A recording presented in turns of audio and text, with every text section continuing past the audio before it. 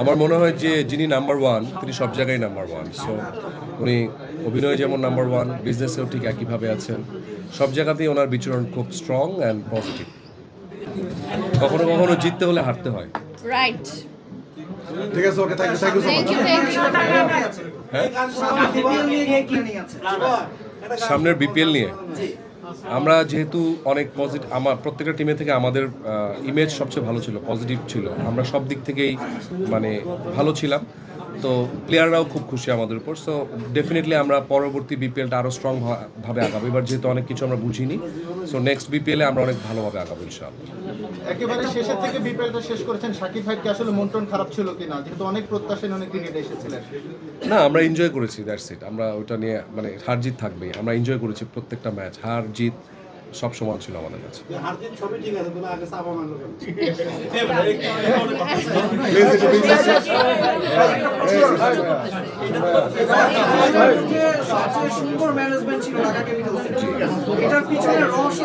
Unnecessary প্রশ্নগুলো পরে করে। ভাইয়া আমরা একটু এটা শেষ করি। হ্যাঁ হ্যাঁ, আমাদের শেষ শেষ। গান শুনবো 2 মিনিটের একটা বিরতি।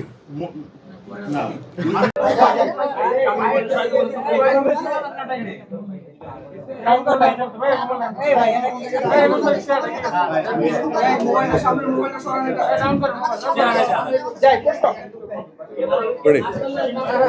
অনেকটা ডাকবো তো অনেক। হ্যাঁ রেডি, বিসমিল্লাহ।